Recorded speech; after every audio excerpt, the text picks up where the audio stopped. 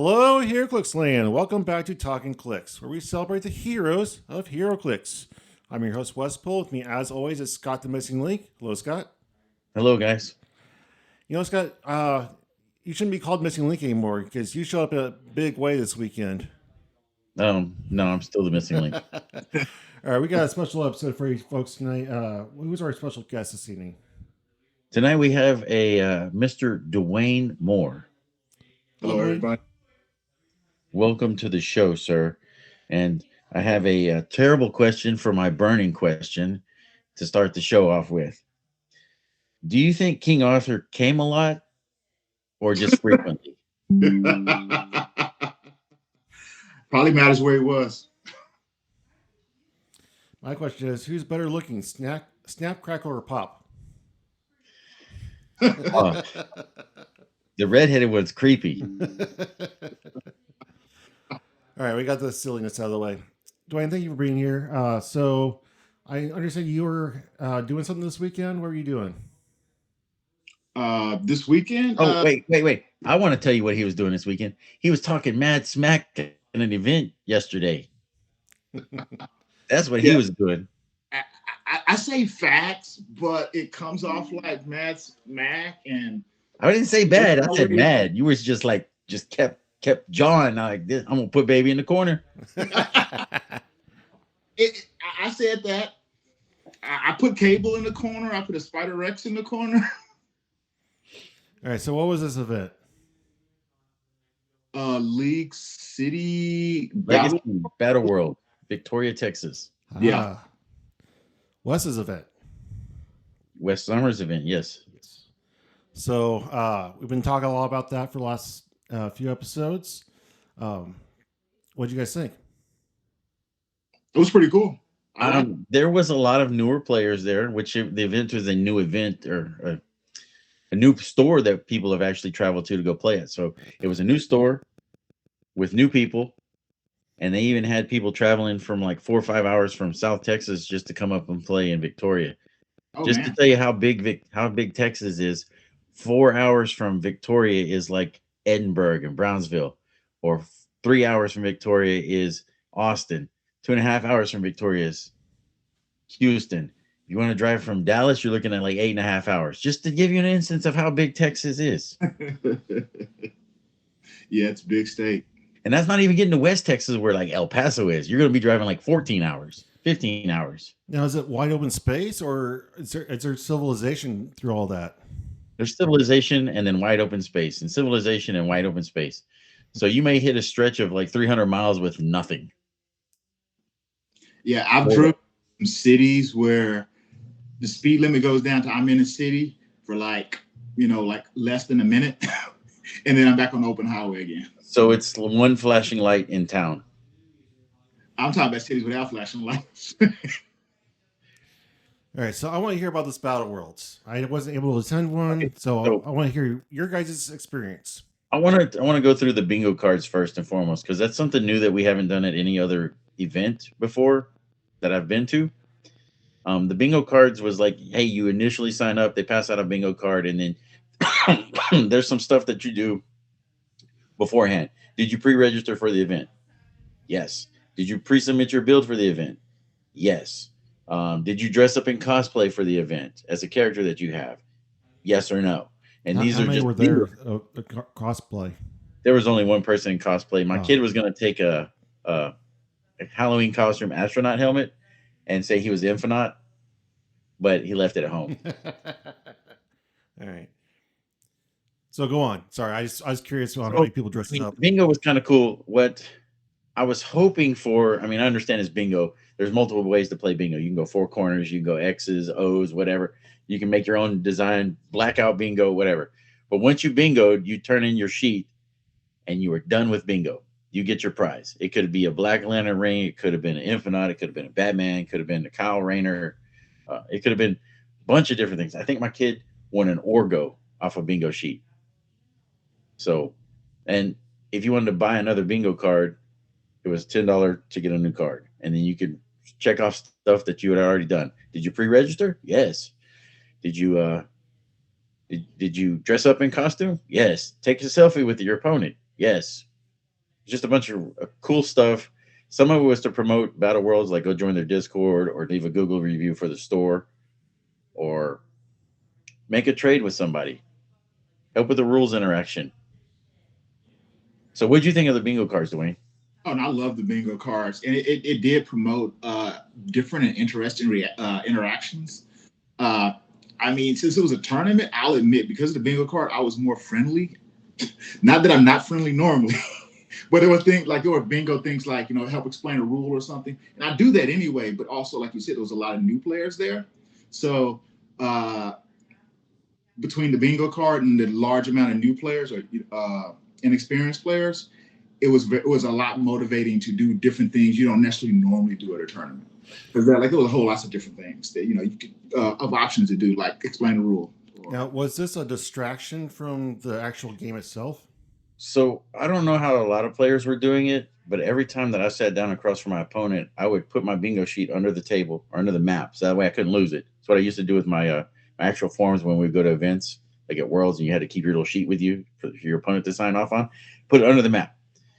I won't ever lose it under the map because what's the last thing I pick up? Boom, my map. Here's my sheet. So I would go through it with my opponent. I'd be like, "Hey, did you roll a 6 on shape change? Yes. I'll initial it. Let them initial it. Some people were putting X's on it with initials, whatever." So we go back through the game, play it back between us, and then we sign off on our bingo cards. There were some people doing the bingo tracking during the game. To me, that's kind of slowing down the game tracking time.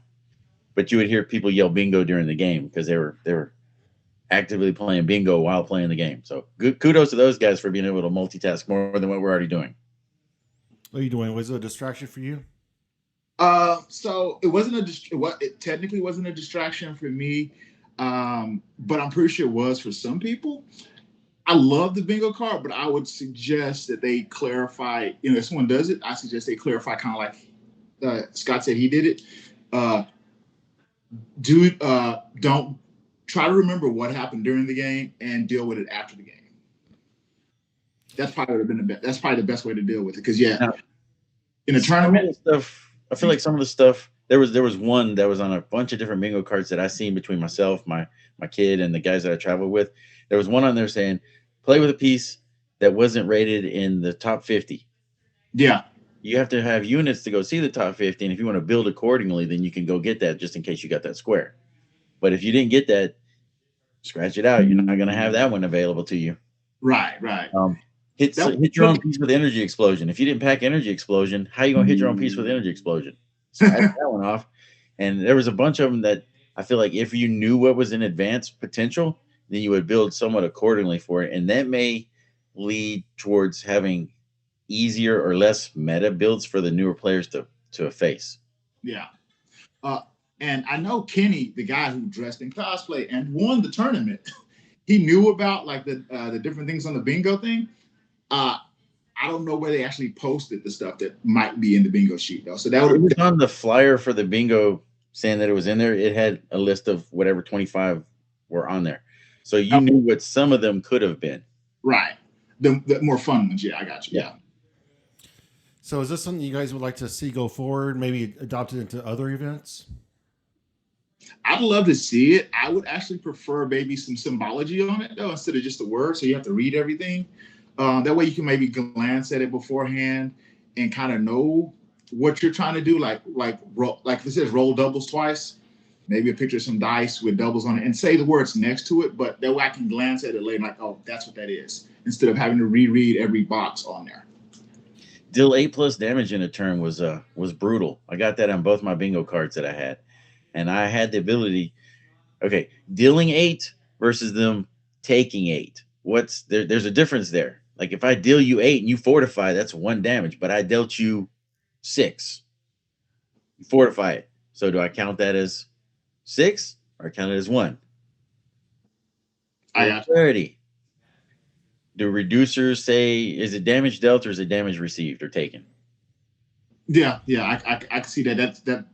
That's a lot like the rules. So you're thinking like a Heroclix player, all these nuances, Scott. Come on now. I'm just trying to map it out. All right. And I would so, like to see congratulations to. Go ahead. Time out. I want to add something to it that I think could be done for future bingo cards.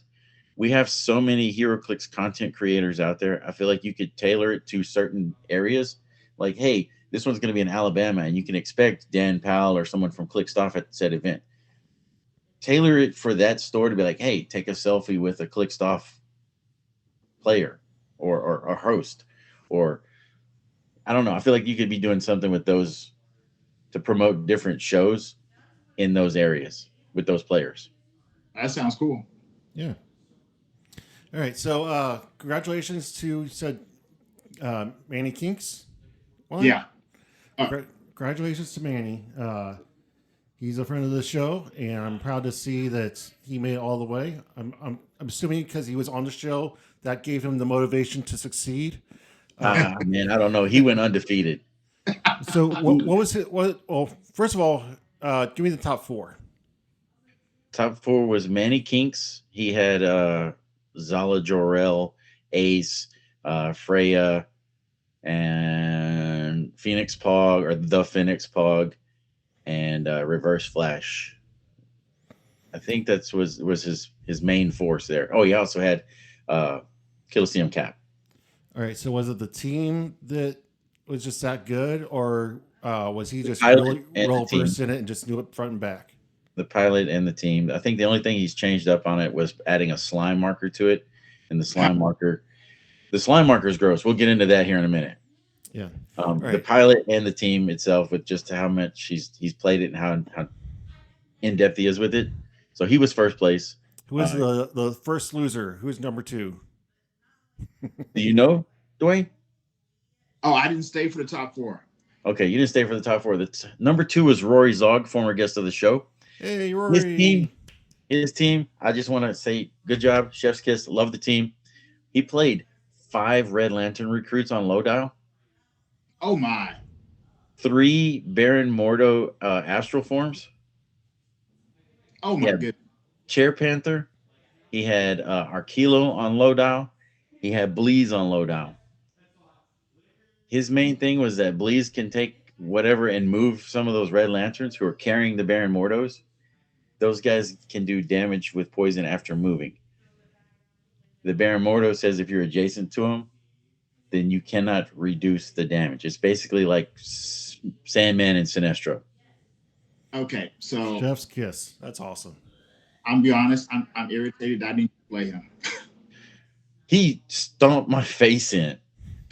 He stomped me. I feel like he had 2 teams that he couldn't really deal with. If he had to play against a Trigon, he would have lost. There was 1 Trigon running around. If he had to play against the Infinite team, he would have had an issue because a lot of his pieces would have died because he had so much on the board. There's no way he could have protected it all. Yeah. Oh, he also had a Guy Gardner, the prime Guy Gardner.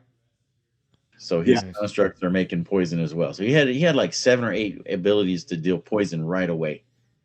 Oh man, yeah. I originally had an Arquillo team that just used 2 of those guys, 2 of the Red Force. But I would have loved to put Arquillo in the corner, or the chick. Arquillo, and it doesn't matter if you put him in the corner. They're moving the Red Lanterns, which are going to move up. He's got 5 of them, and anytime he KO'd you with the Red Lantern, here's another one. No, I know, but if they can't move, they can't move. You need to keep the Baron Mordos in the corners. What you got to do? What? So Clintar holds 1 figure in a spot. I guess Bleed says if you give her a move action, you can give 2 of them move actions. Yes. No, I would have loved to play that team because I can actually spawn the new slimes that I also poison. And if I win map roll, I can spawn them pretty much anywhere on the map. Let's go to your team before we finish the top 4. We got you as a guest. Let's talk about your team. Yeah. So, if you haven't played me before, I almost always play Namor. Almost always. Prime Namor. Just say it out loud. Prime Namor. It's Prime Namor. To me, he's Namor. So, but Prime Namor, and he turns the first level of the entire map into water. If it's clear terrain. That is a figure I have been wanting to see in the field since it came out. My hat's off to you, sir. Thank you. So can I I'll ask you what map you use? It's necessary. And I played against it once. I'm like, I don't want to play against it, so I'm making everybody else play against it. What map do you like with that guy? Okay, so the first thing he turns. If I have map roll, he turns the board into water. And he has the ability that if the figures start with dolphin, then lines of sight to them are just blocked if they're in water. Mm-hmm. I mean, on my team. So, and he spawns out 2 Atlanteans, max of 2 per every turn. So he can have a max of 2 on the board, but he can spawn out 2 pogs every turn from where he's at, and they just go off and fight, and they're worth no points. And then he's got the giant reach 4 that sees through walls. Basically, he's got that giant reach 4 for his attack that sees through walls. That I'm really irritated with myself. I didn't use it properly against Jason, who made top 8, and yeah, he kicked my teeth in. I mean, he gave me the most points of the day, but he kicked my teeth in. But if you're in water and you're up to 4 spaces away from Namor, he can make a close combat attack against you. It's not a ranged attack, so he can do it with hypersonic speed without reducing range and speed. So what was your other 100 points?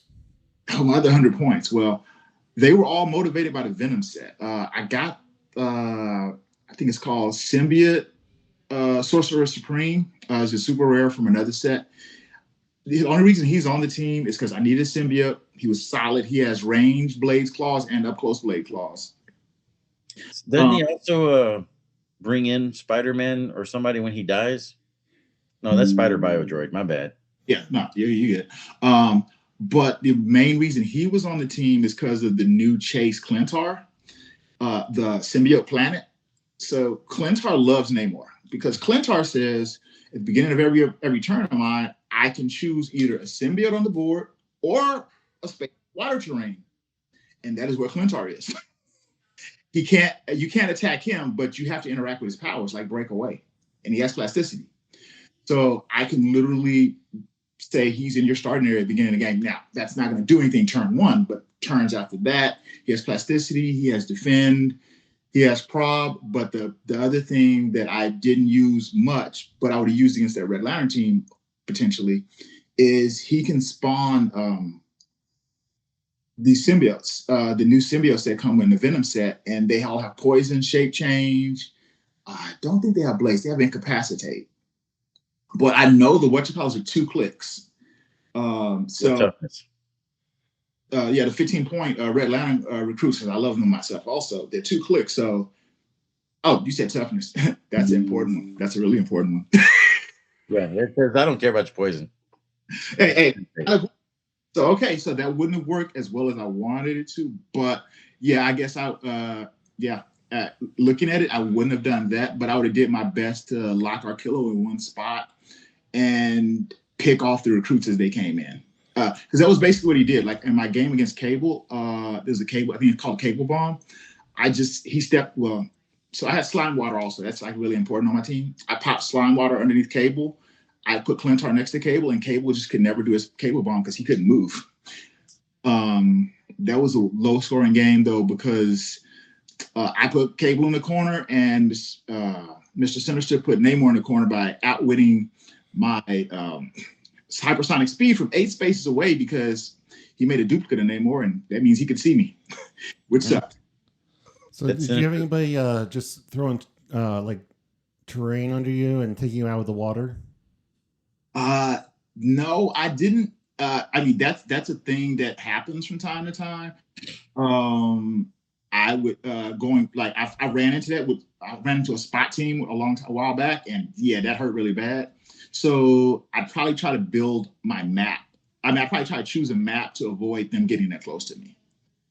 So what was your map of choice? Map of choice. The one I should have used more is the Nick Fury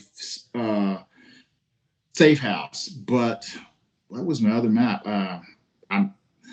All I care about is the water, so I don't really think about the names of the map. Have you seen the Ancient Labyrinth? That's what I was just thinking. That. That is the map I need, but I don't have it. That's $75. Good luck. That map is just elevation 1.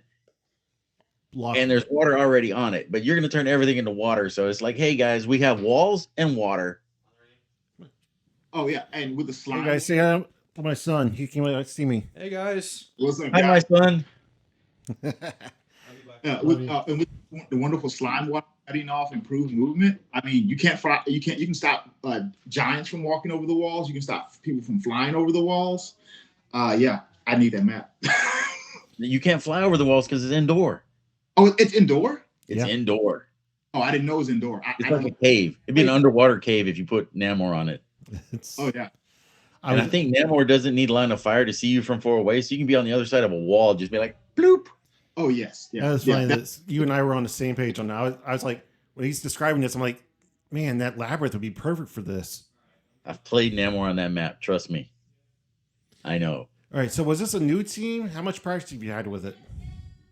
So I've been running a Namor team with other figures for like, I don't know, ever. If you see me at a 300 tournament, I'm probably running Namor. So the team, like, Grove, January last year.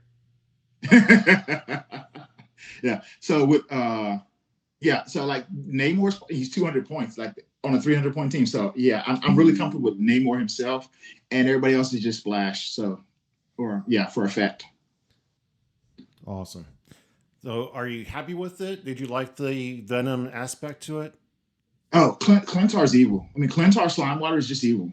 I mean, I've got to be mindful of the abilities that let you get around plasticity, but Namor Clentar Slimewater is just evil. Like, I mean, Slimewater lets me make almost the whole map water, because if it's not water already, Slimewater literally makes water at the beginning of each turn. I run 3, so I make 3 extra pieces of water every turn.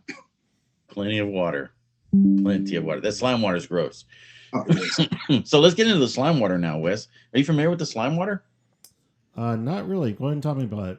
So the slime water, as Duane was saying, makes a water terrain at the beginning of the turn. Mm-hmm. So if you have an herb, a heart-shaped herb, and you want to get rid of that heart-shaped herb, just put a water terrain on top of it. Now the herb's underneath the water, and you can't mess with it. yeah. Unless you have a way to get rid of the water. The only way to remove water is Quake. That works. If you can't see it on top, then it's not there on the bottom. Right. The only thing that works like that, I believe, is elevated terrain. You can put stuff on top of elevated, and it's still elevated. Right. But you can put terrain on top of equipment? Terrain on top of equipment? Yeah. Where's the equipment? The heart-shaped herb is hindering terrain. You want to block a upper body? Oh yeah. Terrain placed on top of it. Huh. Yeah. Upper body just doesn't work again. I was playing a team earlier. I was playing a team yesterday. He put his upper body out. I put my upper body right on top of it. He's like, "Why'd you do that for?" I'm like, "Because it's only going to happen one time." And I went and stood on top of it, and he hit me. Flip it over. The other one's underneath now. You can't use it. I did that during when Black Lanterns had their like 2 seconds in the sun, and somebody put their great terrain down, and I put mine on top of theirs, so it only benefited me. So, yeah, if you can cover it up with the water markers from 3 slimes in 2 turns, it's useless. That's they got awesome. a sentinel head. You don't want to mess with it. Put a water terrain on it. Oh yeah. Yeah. Slime markers are going to be gross. Now, you want to mess with the slime marker? Put the manhole cover on it. I actually didn't realize you could put terrain on top of terrain. I mean, in placing, or are you moving it on top of it? Now, you can place it on top. Okay. You can stack it. Okay, I didn't realize that. So what was your record for the day? Mine was 3-2. What'd you finish, placement wise? I think I finished 11th, and to be honest, I was 3-2 because I crit missed an Alfred when all I needed was a 2. I'm gonna go double check where you finished since I got it up still. It was so irritating. I could have still killed the Alfred, but I didn't realize how much time was left. And I was in the middle of a hypersonic move, and I'm like, I just crit missed Alfred, and I can't prob this because I can't see it. Where am I gonna go to? What's my next action? And before I finished the hypersonic, because I was trying to figure out where everything else was going, they called time. And there was no point scored, but Alfred would have died. Yeah. From there. So you finished in 12th place, Okay. 565 points. 11th place was 570 points. Okay. So by 5 points, you missed 11th place. Yeah, but yeah, that wonderful win would have put me at I think I could have got to 4-1 if I'd have won that, and I wouldn't have to worry about points. Because I'll be honest, I wasn't getting points. Well, Yeah, good job. Good the job. cut was 3-2. Yeah, there was guys that 3-2 made the cut. Yeah, I think it was like 3, maybe 4 people at 4-1. I'm trying to look that up right now at the end of round 5. Come on, go back to round 5. Standings round 5. There was a 5-0. There was 1, 2, 3 people at 4-1, and then there was 1, 2, 3, 4 people at 3-2 that got in. Yeah. So I think I could have gotten to 4-1 if I got past Jarvis, but not Jarvis, Alfred. But it's the Batman family. Well, congratulations. That's a really good showing. So Scott, you did a lot of trash talking before the event, so I'm assuming you finished 0-5, right? No, but they did promote. They wanted me to get beat up a lot, and the matches that I did lose, I got beat up. I got beat up pretty bad. I lost to Kenny Minks in round 3, and then I lost to Rory after the cut. I made it into the top 4. I finished the event in 3rd place. Congratulations. Hooray! I played a stinky Spirit of Vengeance team. I was the only one at the venue that played Spirit of Vengeance. But I would like to say I didn't play it how most people play it. To me, most people are holding Spirit of Vengeance back and trying to get him to pop off his guys before he actually, or pop him off whenever he gets him out there. Be like, oh, hey, I gotta roll Beetlejuice damage, and I got him out here. I'm gonna play this what is it, one-shot card and give him damage now that he's out here. I'm not playing him like that. I'm sorry. I have 4 pilots. I have Gaia. I have Thanos. I have Black Flash, and I have Moon Knight. The LE is 200 points. I'm using it for Close Combat Expert. Black Flash is for either Battle Fury or Exploit Weakness. So I have a 12 attack, 5 damage out the gate. I have 2 Pegasus Captain Americas for Empower. So I'm running out there doing 7 damage to whatever I want to hit, basically. So thank you. I have Black Flash on the sideline. He's double dipping for Reverse Flash with the Destroyer armor. Thank you, Brody Bobbledyke, for showing me that interaction. It's still really good. I also have Collector's Trove Loki with Avatar of Gaia as an avatar who's also a pilot, so I'm double dipping on her. It's just giving him a +1 to defense if you're shooting him. Double Pegasus awesome. Caps. One's got the longsword, one's got Mjolnir. Well, congratulations, Scott. So we got 1, 2, and 3 that were representing Talkn Clix. Who is number 4? Number 4 is Eric Atkinson, also a former guest on the show. He played a Sinister Syndicate team with Spot, Sandman, Mysterio, Norman Osborn, and his Goblin Army that he gets to generate. He was like, that Goblin Army saved him so many games. Wait. So people are still playing Spot? I thought that they nerfed him into non-existence. No, he's still good. You just got to know how to play him. He's finessey. He moves objects around. He can do lots of stuff still. Yeah. You guys got to work a little hard for it. He just kills you. He kills you. He doesn't kill me because I played him in practice the night before. And I'm like, hey, let's go play a game. He's like, yeah, no, I don't want to play another one. Well, congratulations to you, Eric, Rory, and Manny. It's a hell of a show. Glad to see all guys had fun. There was one main board Beetlejuice. What? There was one main board Beetlejuice. Who is that? John Michael Navarrete. He's been former guest on the show. JNav. He had Beetlejuice at 100 points. He had Iceman at 100 points. He had 5 copycats. He had Goose, which I'm sure would have been another copycat if he had access to one. And he had Scott Lucas PJ Pog. Venom Axe on Iceman and Animal Man on Beetlejuice. So the addition of the Venom set to Legality was kind of a last minute call. What impact did Venom set have on the overall tournament? I mean, Duane was like the only one running anything main board, but he was also jumped off the map right away, or not even getting on the map. The slime markers made an impact. So, I do owe Rory an apology because in round 7 of our event, I played Rory in the top 4. He based me with a bunch of people, and I had Pegasus Cap, Ignore Movement. I had a slime marker under my Reverse Flash. I have Pegasus kept carry reverse flash away. No big deal.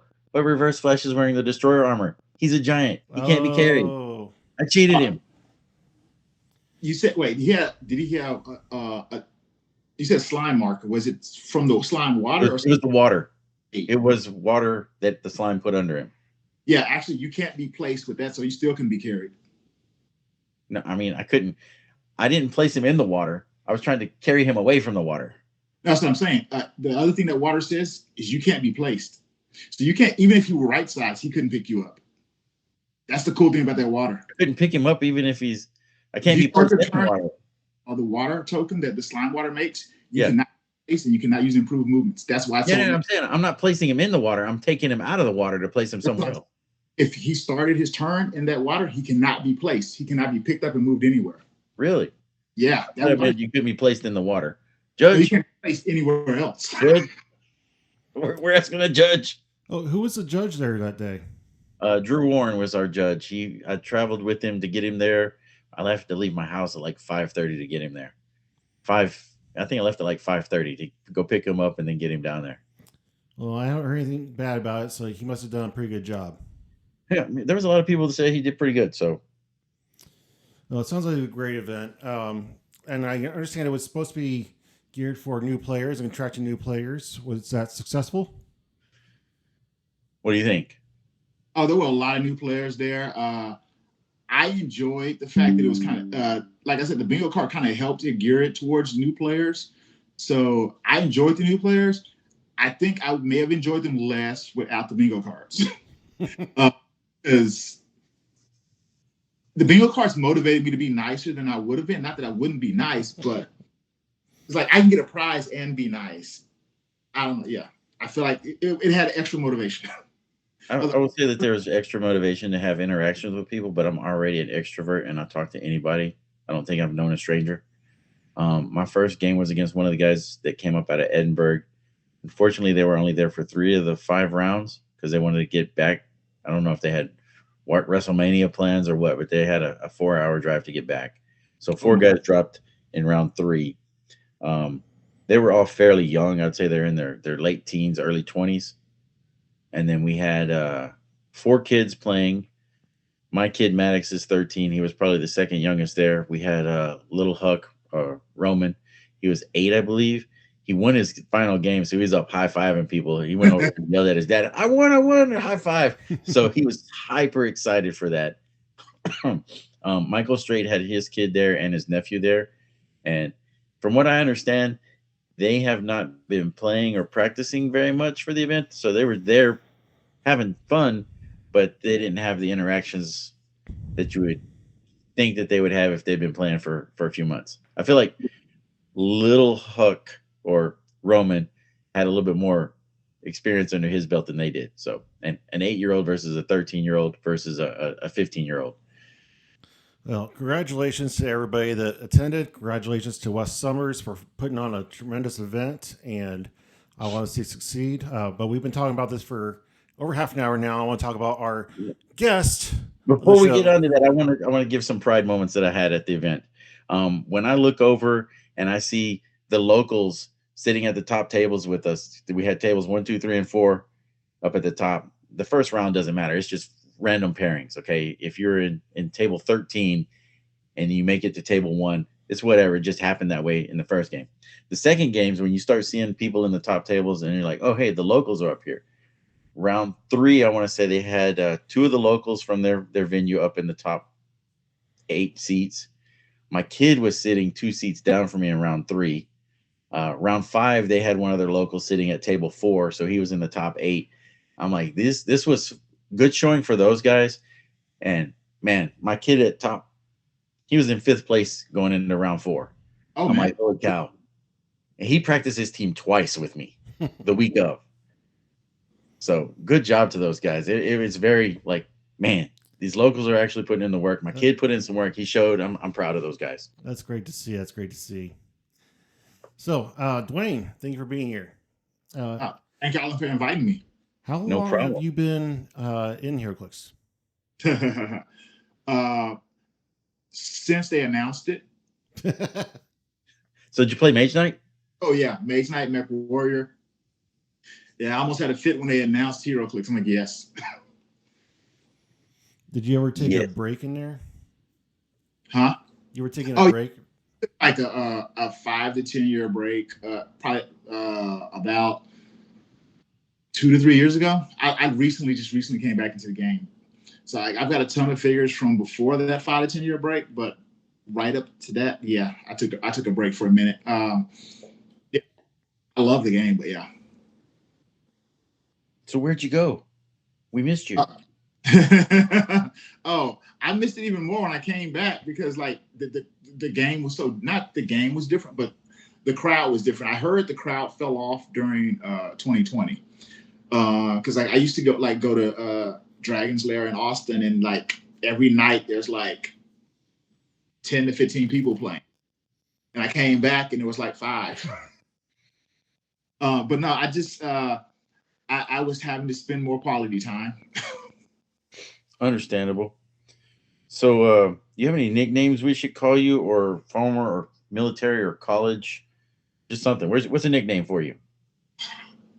I managed to go by Duane, but like when I was a kid, they called me Donut. Some people just called me D, but that's it.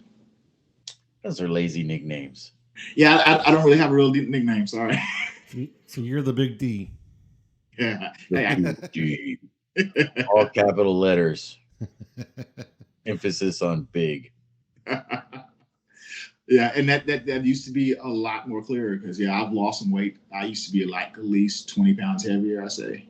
And when I was younger, I mean, I might not have been 20 pounds heavier, but I was, smaller, so I was still, yeah. When I mean younger, yeah.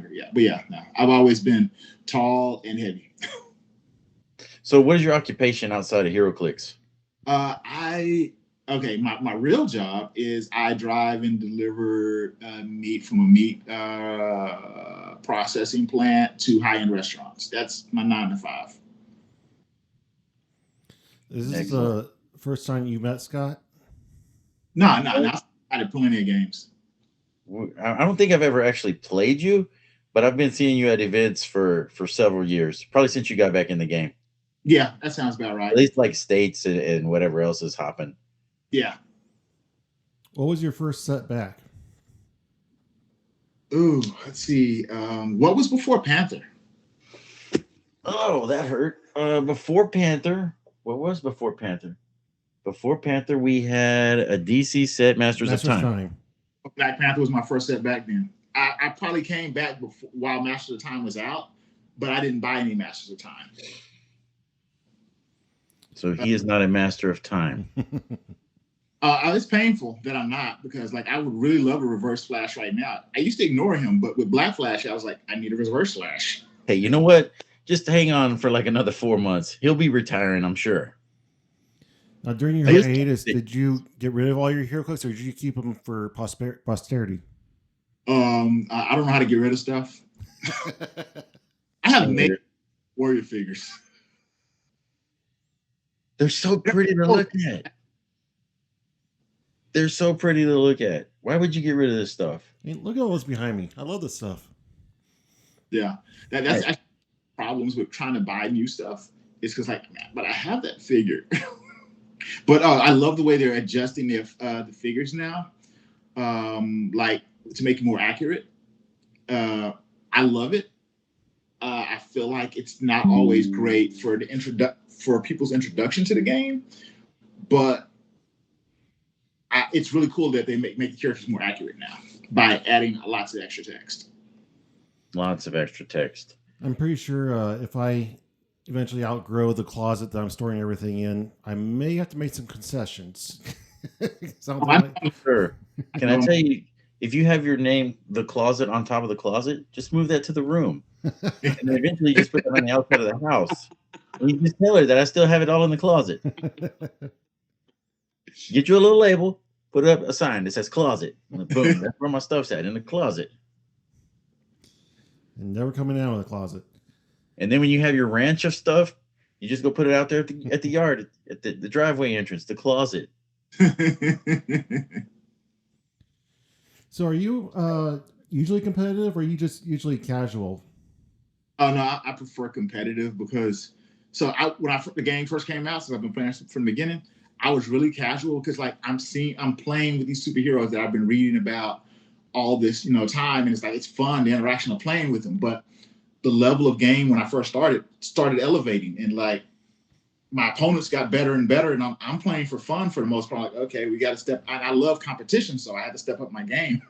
So I came back into the game. I was not casual minded, and we have a lot of casual play to some extent where I play.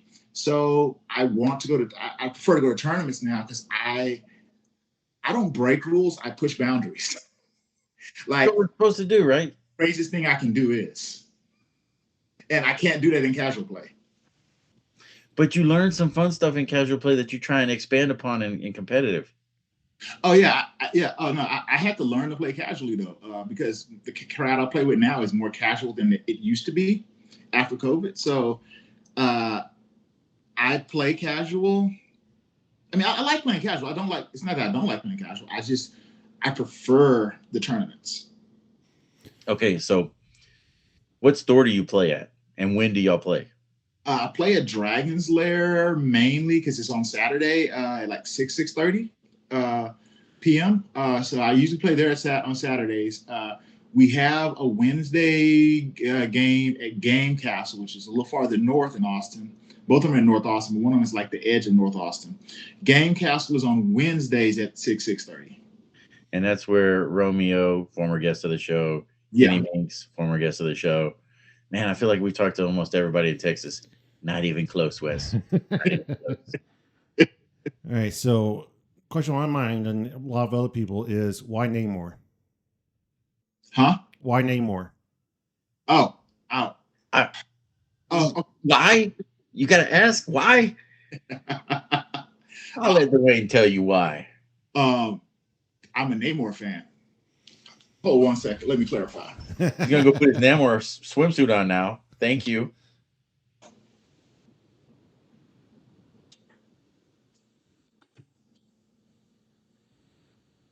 There's not a lot of real choices in the matter. It's Namor. I thought you were going to put your Namor swimming trunks on. Yeah. Well, I mean, he has the model just stops, It's just a bust. It's not the whole thing. So it has more to do with the character than what he does. Actually, no, it's both. Because since I'm trying to play competitive, like the figure's just good. Okay, so I mean, what Namor does, I kind of went over there. Like, so one, he makes almost the whole board water. Everything that's clear terrain on the first level becomes water. That's not that big of a problem. The problem comes in that if the figures, he also gives all the figures on your team Dolphin, which is semi-good. I mean, it's good, but the great part of it is that if they already had Dolphin, lines of sight to them are blocked unless you're adjacent to them. So, and there's no figures that see through water. They just don't exist. So, except for that wonderful Mr. Sinister that can see through everything, if there's a duplicate of you on the board, you can't range Namor. That one caught me off guard. I'm not gonna lie. I was like, I got this. Oh, I can't kill everybody with Namor because you can see me. You're not supposed to see me. Yeah, I had that issue when I was playing Wakanda and Hulkbuster versus a cable team, a cable / Mr. Sinister team. I'm like, bastards. Yeah, I'm on Sailor's Dream with all hindering. And he's like, I see you over there. So like a lot of times I'll try to find. Except like Clintar is just Clintar Slime Water is just amazing. That's the only reason I didn't go with my other team. But my other team dudes like Orca, who starts with Dolphin. If you have exactly 6 figures on your team with Dolphin, they get +1 to all of their stats. That's at the start of the game, though. Right. Yes. Oh yeah. And that is the important part. At the start of the game, if you have exactly 6 figures and they all have Dolphin, they all get +1 all their stats, and that locks in. So you can kill Orca and they still have them. But also he teams everybody up too because he gives them Atlantis. They all have Dolphins, so him and Namor are just good together. Now, in the 300-point team, everybody else is just fodder. Yeah, because that's 275 points of your team, or 200. Is it 275 or 250? Either one. It's 200. It's It's just it's 250, 260. I can't remember because I remember squeezing the rest of the figures in. Like I had to borrow bats. You like put ants. I borrowed 3 bats. And I I'm not used gonna joke. That ant swarm is no joke. You can carry that tiny little thing around, give you a +1 attack, +1 damage. It's 10 points, and that's what the ring costs. And you're not having to put the ring on anybody. You're not having to get it for free. You're not having to squeeze it on somebody for 10 points. The ant swarm for 10 points is so good. Oh yeah, the ant swarm. The bats though. Have you seen the bats? I've seen the bats.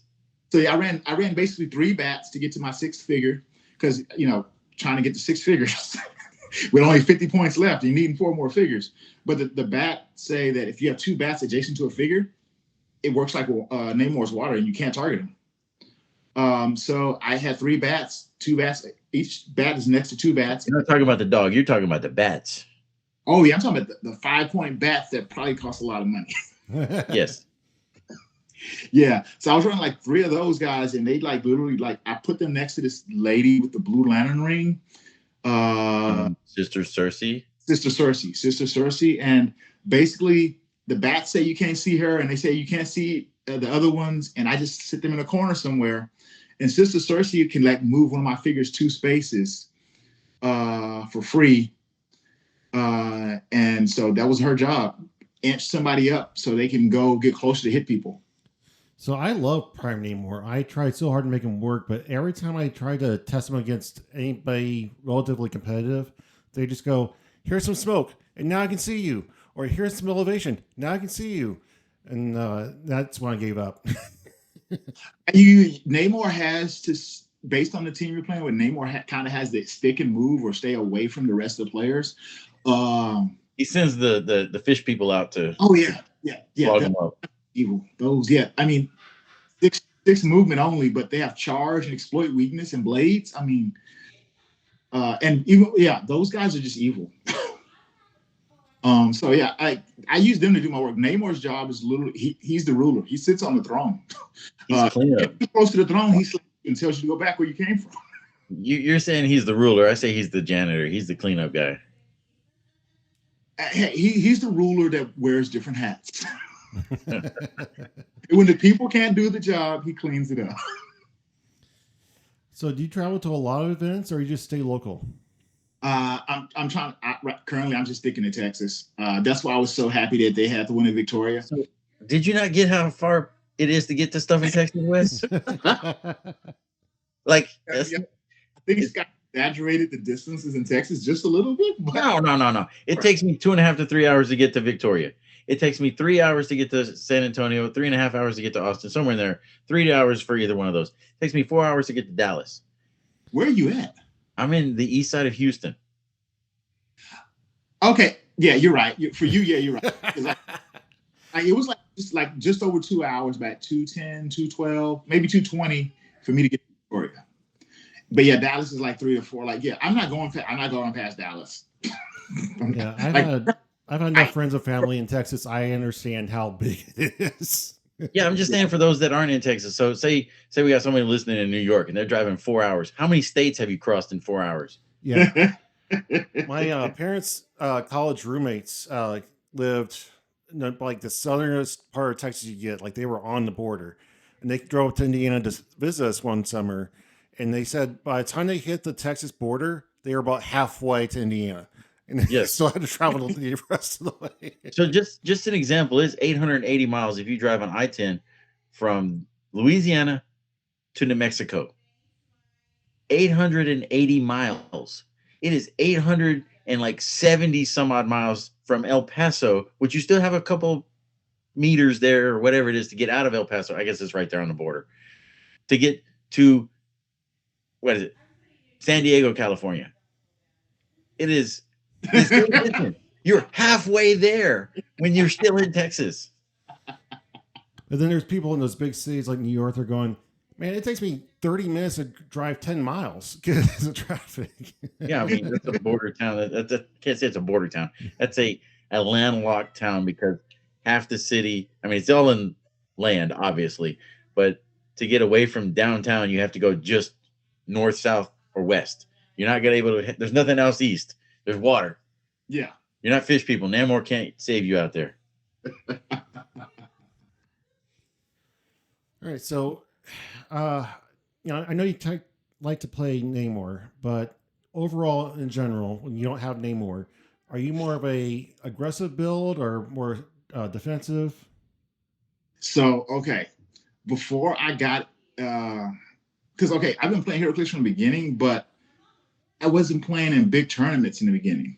So since I've come back and started playing in big tournaments, I used to be more aggressive.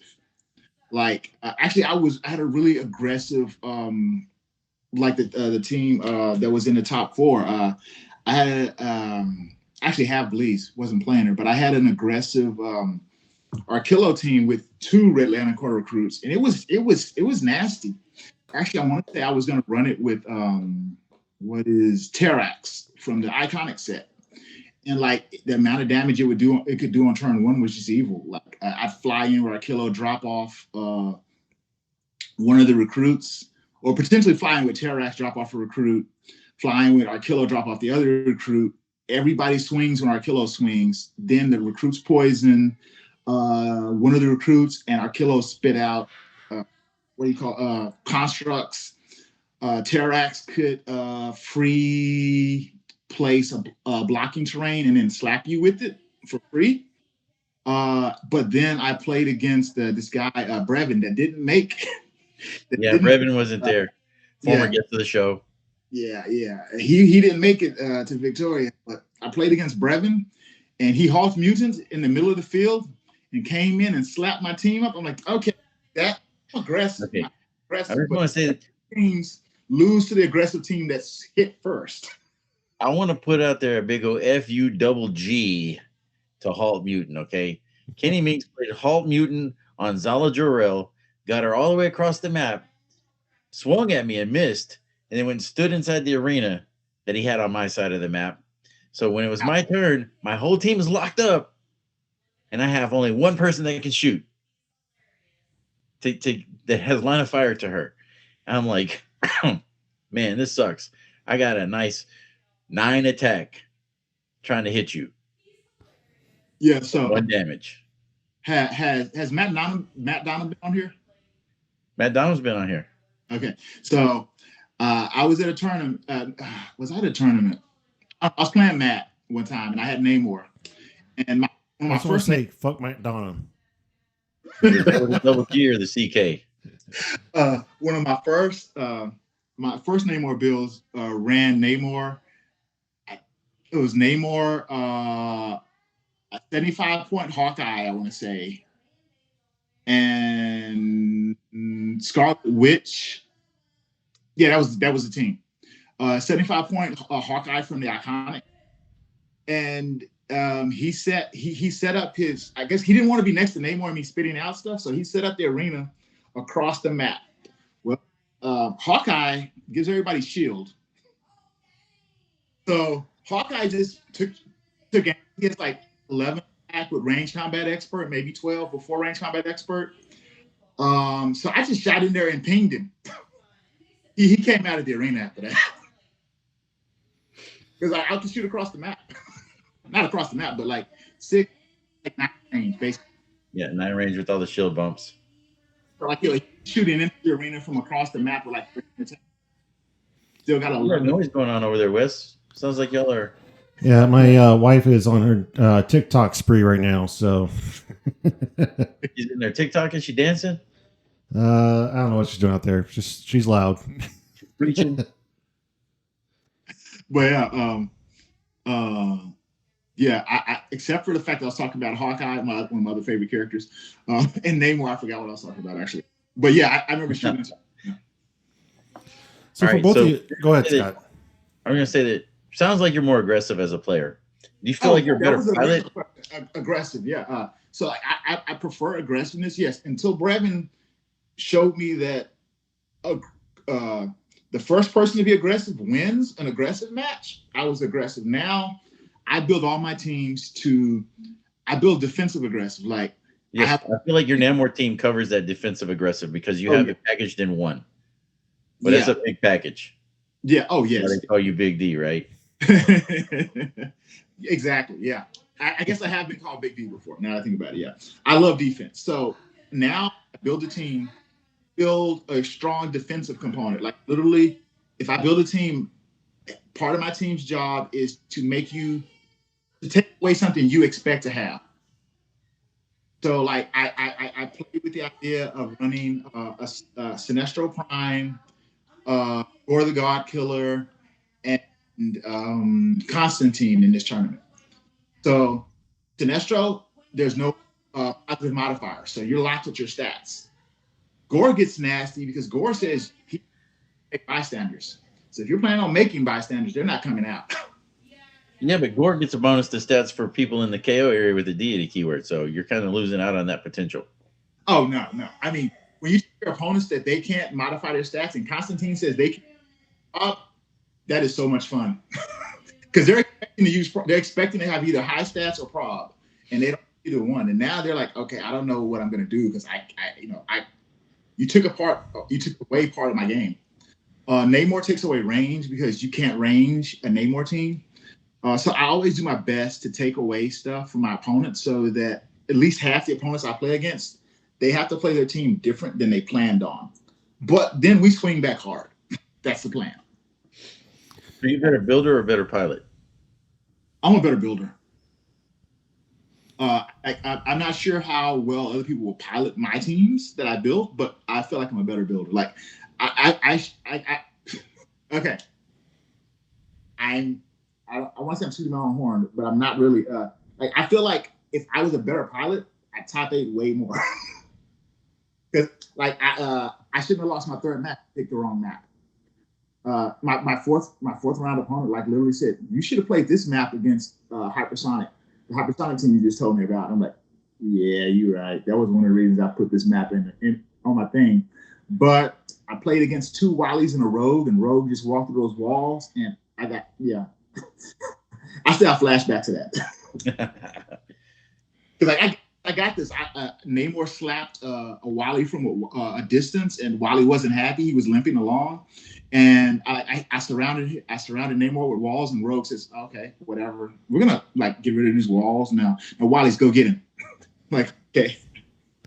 I gotta say, there's almost nothing more frustrating in a game than when you slap somebody super hard and they're still alive, and you gotta go chase them down because they run away. Like, you mean when they say fortify? Oh, you bastards! Oh, yes, actually. So I think Agatha does that, and I'm really another figure I'm looking at for taking away stuff is Agatha, one of the Agatha Harknesses. I want to say it's the LE Agatha. I think she says that when you use a one shot, you roll a d6 on 1 to 3. One of the person's the person who used a one shot, when opposing potion uses one shot, one of their figures takes a penetrating damage on 4, 5, or 6. You choose the figure to take 1 unavoidable damage. Actually, maybe it's unavoidable. I think you choose one to take I'm not sure about the penetrating or unavoidable on the 1 through 3, but the 4 through 6 is you choose one of their figures to take unavoidable damage. So taking away one shots would be nice also. Or making them hurt. So what was your hype music on your way to the event? I actually didn't have any. I'm not gonna lie. I've been running this team through my head for so long, and yeah, I was super confident. The only thing that actually shook my confidence is Romeo when I got there telling me that you could TK the water, the symbiote slime or symbiote water, whatever it's called, in some kind of way where you could destroy it. I'm like, okay. I knew you could move it, but I didn't think you could just randomly destroy it. All right, that could be a problem. So it adjusted my brain thought process, but I was so locked in, I didn't need music on originally. So what would you normally listen to on the way to an event? I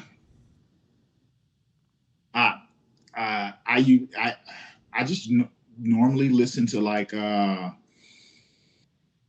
smooth jazz. No, probably a weird mixture of like hip hop and country. It's a thing here in Texas, though. I used to have a friend back in the day. It's like, what are you going to be listening to? I like, you want to go with me? I'm like, he's like, what are you going to be listening to? If it's country or Ice-T, no. And I say Ice-T because Ice-T had a heavy metal band. And it was literally just that heavy metal Ice-T he didn't want to hear. Have you heard of Dax? The Facebook guy? Yeah, he's on Facebook a lot. Yeah. He's got some country. He's got some rap. No, I follow him. Yeah, I like his music. I've downloaded at least a few of his songs. Yeah, I got a few of his songs. So who's The your Lonely Dirt Road? Pretty good song. Yeah. Oh, that's a good one. Who was your guys' shout out team for yesterday? Or was it yesterday? Yeah. Yesterday, yeah. I got to give it to Rory for that. Just there's a bunch of commons that he made work, and it worked him to second place. So yeah, I got to give. If it's not my team, I got to give it to Rory. Oh, you, Duane? I'm thinking probably Jason. He had a fun team too. So Jason and LT, they both had great teams. Jason is the one that was my first L. And even if I played it wrong, he was my first L. Like he did mean things to me, and I had to take it. I did mean things to him. And I'm going to be kicking myself for playing the wrong map against him for a long time. But that Hypersonic and his whole team into my team. Yeah, I'm probably going to run through how I should have played that in my head for a while. So he had was it Wally? He had Wally. Yeah, Caveman Wally. He had Chitara. He had Reverse Flash. He just had a bunch of Hypersonics pieces with Black Flash on the sideline, and he would just come up there and mess with you. He had a Copycat. He had some other stuff, but we went toe to toe. He could not. He didn't want to mess with Red Hulk though. Oh yeah, no, nobody wants to mess with Red Hulk. No. That's the reason I was playing Red Hulk aggressive. I'm like, you don't want to hit him, so I'm going to come up there and hit you, and I'm running the Bloodstone on my Red Hulk. So you want to hit him if you want to get any heals done. Oh, ooh, yeah. I played a Red Hulk team with Namor. I don't remember who else was with Namor, but it was Namor, I'm sure. I played against the Red Hulk team a while at another tournament. They had Loki with the thing on the gem on him, not the gem. The ruby, the shape change ruby. So it's like, who do you want to hit? You want to play with Loki? Or you want to play with Red Hulk? Go play with Red Hulk because I don't want to slap myself. There's this thing called Battle Fury. We don't have to worry about shape change. Animal Man has it, so just run Animal Man. So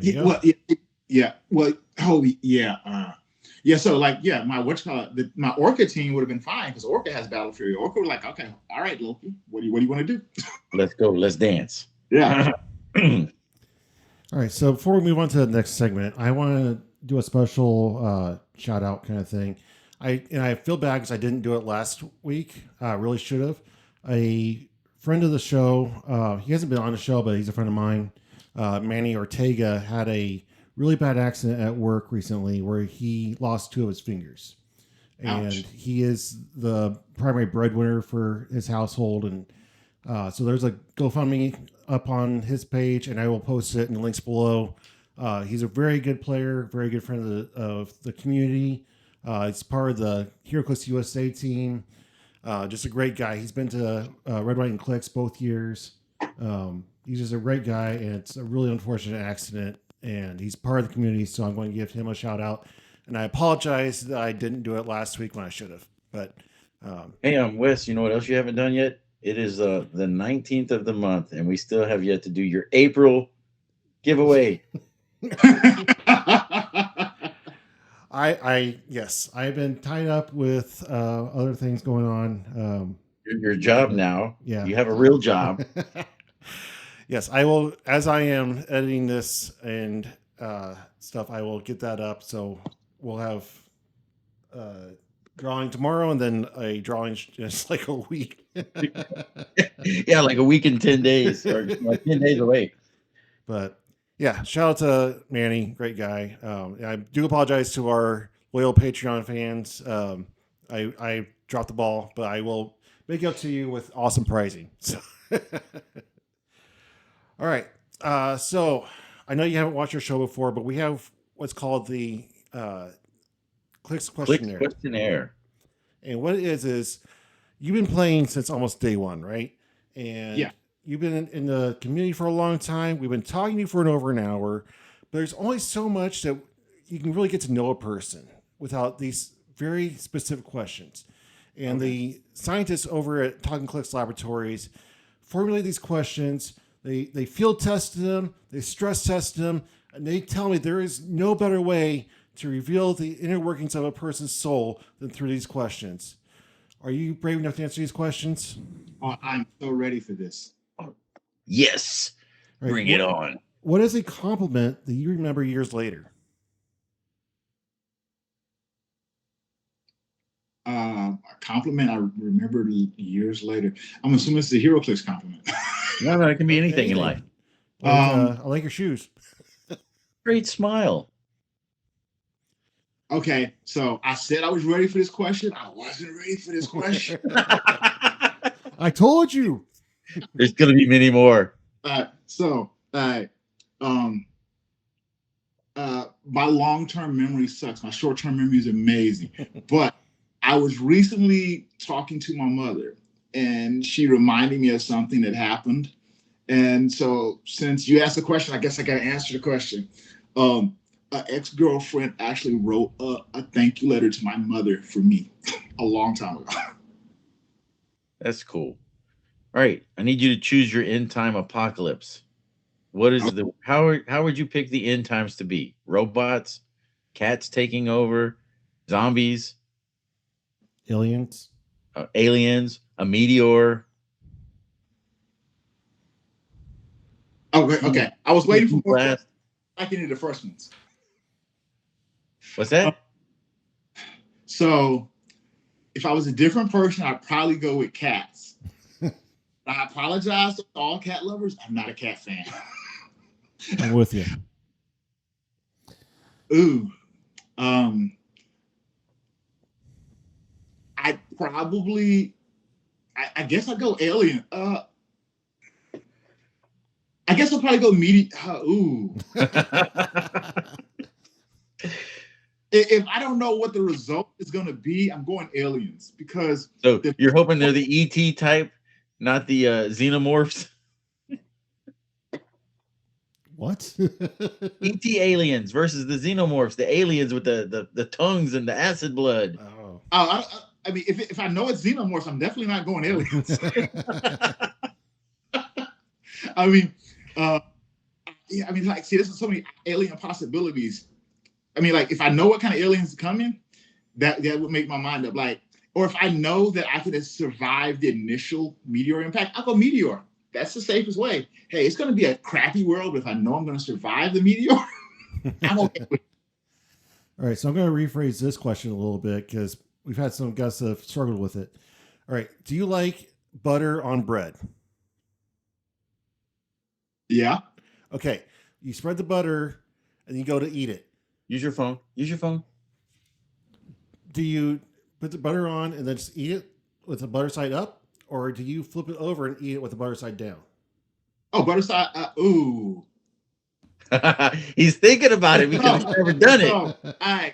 So I might take I'll probably take the first bite, butter side up, but then my brain will kick in. It's like, where's the butter? And I'm probably gonna flip it over. I didn't know this was a thing. I never knew that people did this until I met Scott. You guys are weird down in Texas, man. I don't know. It tastes good. Yes, but anyway, go ahead. Let me expand on that last question a little bit though. So I used to like make toast sandwiches or whatever, and so grilled cheese. Okay, I say grilled cheese. When I was a kid, I could use the oven, but not the stovetop because it was gas. I guess they were both gas, whatever. I wasn't messing with the pans. I guess that was reality. So I used the oven for my grilled cheese. I didn't know that it was supposed to be on stovetop, whatever. But I'm putting butter on them, and I make a grilled cheese, and it's like butter on both sides. It was amazing. The butter actually tasting the butter. Oh yeah. I mean, there's a way to make a ghetto grilled cheese. It's called the toaster. You make your toast, you put your butter on it, put your cheese in the middle, you throw it in the microwave. Ghetto grilled cheese. Oh, come on. Old school though. The butter seeps all the way through the bread. Like, Yes. All right. I need you to name one celebrity that's been in your spank bank. ooh, one celebrity. Tom Cruise. No. Uh, I'm trying to go with the ooh. So okay. Oh, Halle Berry. Okay. I'm sorry, I have terrible long time memory. So I was like not trying to downplay anybody. My first thought was Jessica Alba. And I'm like, really? I know it's just Alba, but like, why? I'm like, okay, there's that movie. And then like Scarlett Johansson, just Scarlett Johansson. But Monsters Ball, yeah, Halle Berry. Yes. Yep. Yes. Swordfish. Yes. Yep. All right. Would you rather be the sidekick in a superhero story that's mediocre? No, sorry. Sidekick in a great story or the hero of a mediocre one? I'd probably rather be the hero of the mediocre one. Because you just said story. So yeah. I'd rather take the lead. All right. I need you to defend one bad movie. Ooh. Defend a bad movie? Yes.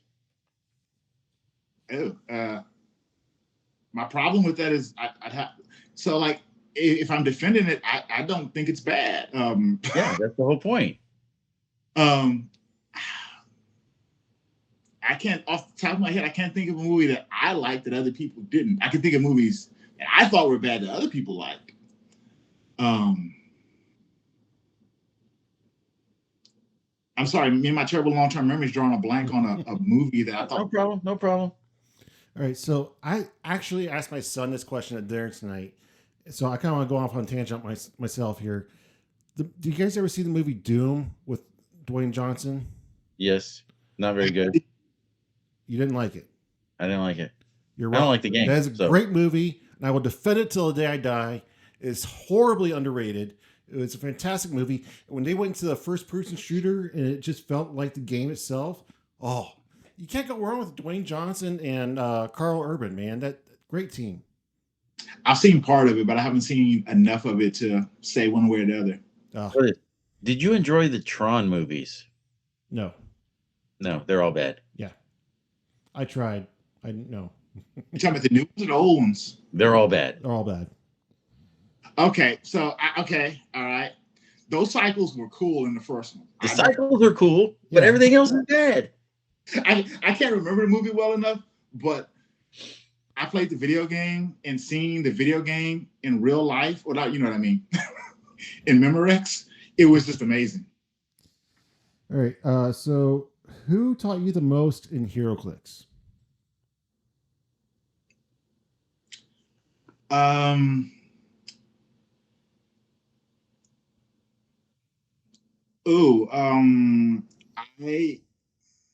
Since I've been playing from the beginning, it's harder to say. There's like a lot of things I've learned since I've come back. And I'd say that the choices were between, since I've come back, I say between Matt and Manny. But I'd probably go Manny literally because one of the last pieces of advice he gave, Kenny. Kenny, because one of the last pieces of advice he gave me, which was perfect. He's like, scout the top tournaments before your tournament and look at their teams and can you beat those teams? Man, it's not good advice. It's good to know what the pieces are and what the pieces can do, but I don't feel like if you go to this event, do you expect to have those players here? So players that are being copycats won't know how to play the team the way that those guys do. You're right, but by the same token, what the other part you said was it kind of led into that. It also fit to that is the fact that when I look at these other teams, my real problem with Heroclix is knowing what the figures do. So by looking at their teams, I know what to expect from certain figures. So, because like I played a team with the She-Hulk that climbs out of the TV, I didn't know what she did. I was good You know what piece I feel like is getting a lot of making up a lot of grounds lately is that stinking Hydra. That 5-headed Hydra. It's popping up everywhere. That's the other thing that cost me the game against Alfred. I beat the crap out of the Hydra, and it's like, I'm not dying. I'm like, why? But I hit you so much. I have free regen. Why? And I just make more heads. And I hit 3 heads off too. It's like, I hit you. Like, okay, I'm gonna take a head off and take less damage. Like, okay. Would you rather sneeze glitter or cough confetti? Oh my goodness, cough. Because I sneeze more than I cough. All right. When you send a text message, do you proofread it before you send it? Unfortunately, no. Yep. What is your least favorite holiday? Ooh. I don't know. I have one of those. Because I used to be a school bus driver, and holiday meant no work. Man, I don't have one of those. Okay, no big deal. You don't have one. Right. What is the worst food to eat? Asparagus. Asparagus? What? What? Okay, they make your pee smell funny, but I like them. So, okay, to be honest, the first time I had asparagus, it was out of a can. Don't do it. No, don't do it. Well, unfortunately, like, somebody gave my mother like all these cans of asparagus, and she started cooking it. And I tried it. I'm like, no, what is this? I don't want to eat this. Bacon wrapped grilled asparagus are the bomb. I had grilled asparagus. It was better than asparagus, but it still had like a kind of okra, like so I'm gonna say okra, not okra. It had like a slime. It has a slight sliminess when it's cooked grilled. Out of the can, it's just nothing but slime. But yeah, slime sticks. Brussels sprouts is the worst. There's not enough money in the world to make me eat Brussels sprouts. It smells like rotten feet. I hate it. Yeah. I don't eat Brussels sprouts or squash either, or okra. But asparagus is my no. All right. Would you rather fight a horse-sized duck or 10 duck-sized horses? What? One horse-sized duck. One horse-sized duck. Or 10 duck-sized horses. Oh wait, see. I don't want to be in the room. I'm gonna go with the one horse-sized duck. One horse-sized duck. I think I got a better shot. I got to kill it once, man. Hey, Scott, I got a question for you. Why are so many of your questions around beating up animals? Because apparently I don't know. Hey. Why I asked this question because it's my question to ask. You asked the scientist that created this list, not me. Our last batch of questions had just random animals that you had to fight. All right. So, would you rather age physically or mentally?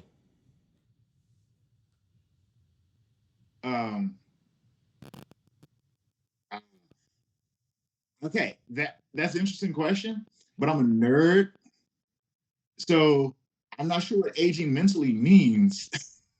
I'd actually have to say age. I prefer age mentally because, yes, mentally, because I'm a nerd. And the only reason you have problems mentally when you age is because of your body physically. So I'm going mental. I love it. It means I just get smarter. I'm going with mental. I'm nerding this one. All right. Since you're nerdy, do you know what a haiku is?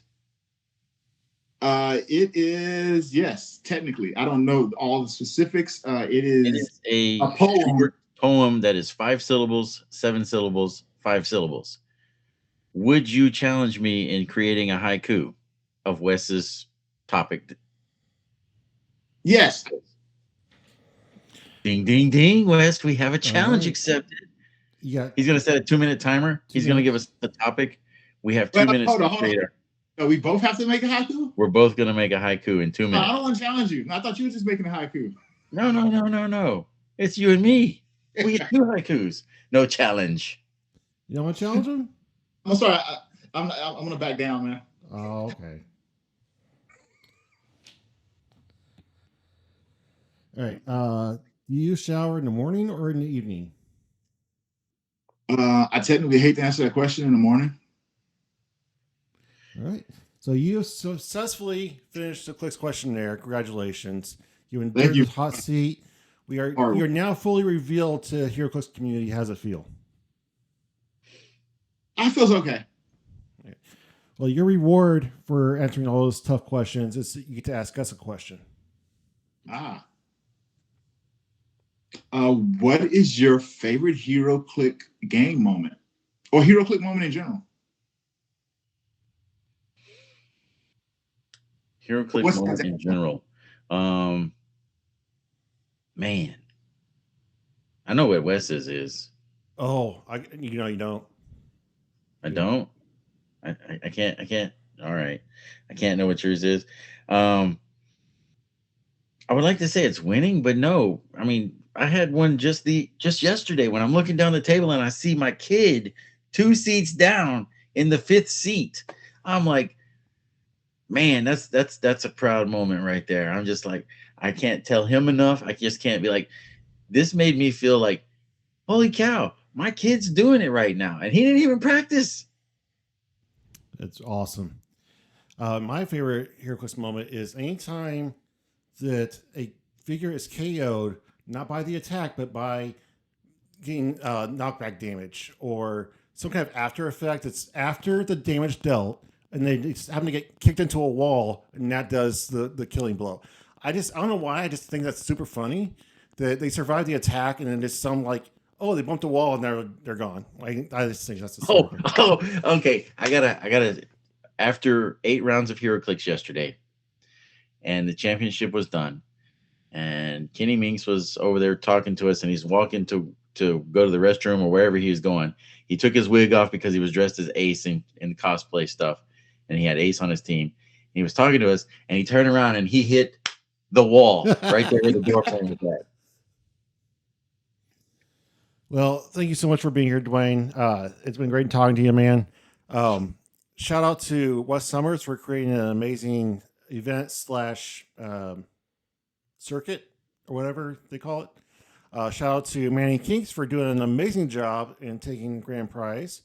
Shout out to all of the Talkn Clix people that were there that represented Talkn Clix and did well. I think probably 90% of the field is probably Talkn Clix guests. So we interviewed close to 100 people now. So look, FYI, next Sunday will be my 1-year anniversary. Yay! Cool. Hooray! For 1-year anniversary since I joined the show and where we've been keeping track of things. All right, so where are we going on our anniversary? We're going to be interviewing people. Duh. All right. Well, thank you for being here tonight, Duane. It's been great getting to know you, getting to know the Big D. Do you have any final thoughts for the evening? Can't think of. Okay, so I would like to actually go ahead and share my favorite moment really quickly. Yeah, go ahead. Back in the day, HeroClix figures used to have to activate, like take damage to do better stuff. I'm a Taskmaster fan also. We did a booster draft. I opened a red ring Taskmaster, so he's the best version of him, and I'm fighting a Hulk. I attacked him with Blaze Claws, and I critted. I hit a Hulk, but the Hulk started on Banner. Yeah. So you just made it bad. I rolled a 6 on the blades. Hold on. Can I pause you right there? Pause. Do you know what a crit?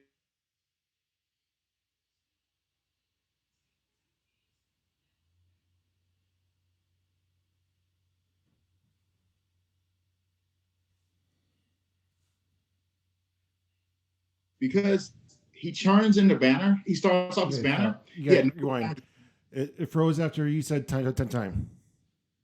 Oh, you didn't hear none of what I said. No. Heard you?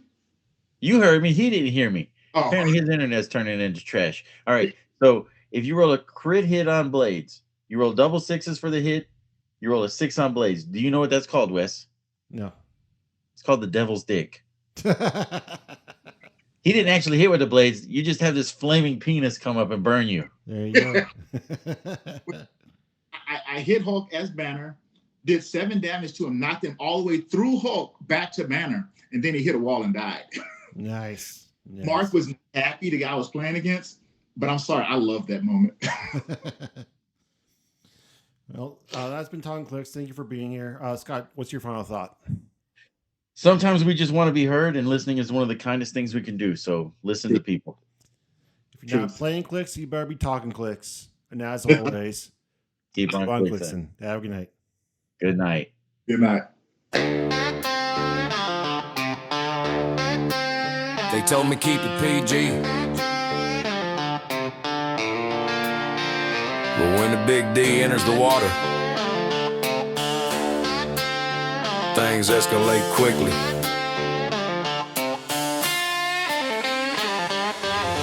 Big D energy, whole board nervous. Wave king swinging range, field circus. 4 square reach, yeah, that lane got purpose. Step too close and the outcome hurt us.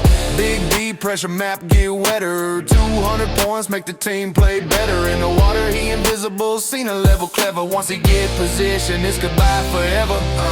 OG player from the dawn of the Clix. Been laying big D pressure since the very first picks. Took time off mid-run, family first in the mix. Came back post-COVID, night back to the sticks. Texas confidence, smooth like leather.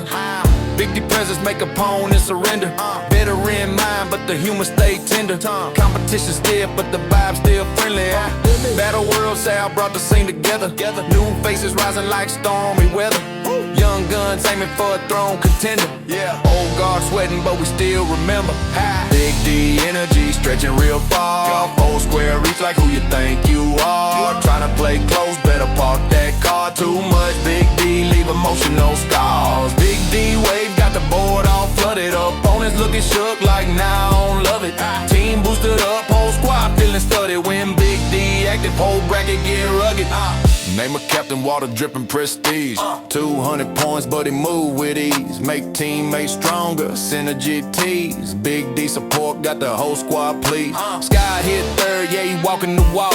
Not just talking Clix, he applying the chalk. Bingo card laughs, had the whole room shocked. Side quest energy, had the whole crew locked. Young Mad Axe coming for crowns in time. 8-year phenom already on the climb. Future looking dangerous, prime's in prime. Old heads nervous, but we still sublime. Clix questionnaire, tried testing the man. Cat apocalypse, wasn't part of the plan. Butter toast physics, asparagus scans. Duck-sized horses, got strategic demands. Big D focus, never slipped off track. Even weird questions, couldn't throw them off stack.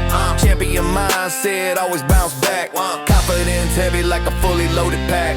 Big D energy, legend in motion. Wave king rain, got the board in the ocean. Long reach range, cause a tactical commotion. Step in the splash zone, instant corrosion. Big D legacy, never rotate away. Even when Neymar leave, modern play. Prison stay strong in the minds of the day. Big D impact, forever gon' stay. Talkn Clix, where the pressure is heavy, the waves are deep, and the Big D always shows up bigger than expected. Click, click, boom.